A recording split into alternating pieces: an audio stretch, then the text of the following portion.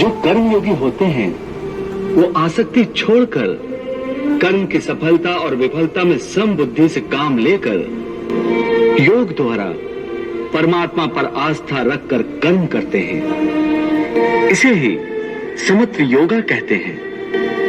हे पार्थ, ईश्वर को समर्पण करने की भावना से किया हुआ कर्म फल प्राप्ति की कामना से किए हुए कर्म से कई गुना अधिक श्रेष्ठ है। ज्ञानी पुरुष कर्म फल की आशा किए बिना समबुद्धि योग द्वारा कर्म करते हैं और पाप पुण्य आदि भावनाओं से मुक्ति पाते हैं। पार्थ, तुम भी ऐसी भावनाओं से मुक्त हो जाओगे जब तुम समबुद्धि कर्म का आचरण करोगे। फल की वासना से फल पर ही दृष्टि रखकर कर्म करने वाला सकाम मनुष्य उत्तम कर्म करने पर भी कर्मयोगी नहीं हो सकता। ऐसे मनुष्य को ख्याति आदि लाभ प्राप्त हो सकते हैं, किंतु उसे परमात्मा और शांति प्राप्त नहीं हो सकती। अर्जुन, पाप पुण्य, सुख दुख, यश अपयश आदि भावनाएं साधारण मनुष्य के लिए हैं, परंतु जो कर्मयोगी होते हैं वो इन भावनाओं से मुक्त होते हैं, आलिप्त होते हैं। कर्मयोगी अपनी अंतरात्मा की आवाज को परमात्मा का आदेश मानकर आचरण करते हैं। इसमें कहां आती है पाप पुण्य की भावना? हे पार्थ, यदि तुम मोह के अधीन हो गए हो तो निष्काम कर्मयोग कैसे अपनाओगे? तुम्हारी बुद्धि पर जो मोह के अंधकार का पटल छा गया है उसे ज्ञान के प्रकाश से हटा दो और अपनी बुद्धि को मोह के दलदल से बाहर निकालो।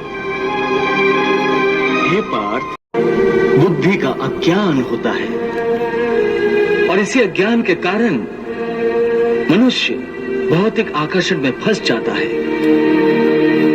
वो जानता नहीं कि देह तथा समस्त भोग नश्वर है, मिथ्या है।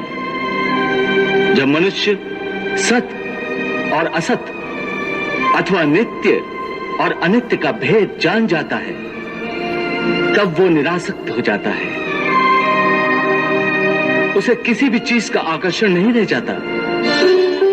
इसका दूसरा अर्थ है मोह का त्याग करना तथा मोह का लोप होने पर मनुष्य किसी भी प्रकार से किसी भी वस्तु की ओर आकर्षित नहीं होता।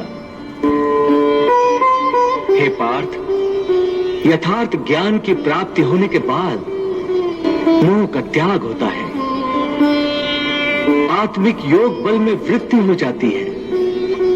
योग बल के कारण मन स्थिर हो जाता है, अर्थात मन को इधर उधर डोलने न दो। इसका अर्थ यह हुआ कि कर्म करते समय मन की जगह बुद्धि की बात मानो, मन को बुद्धि के अधीन रखो, यही ना?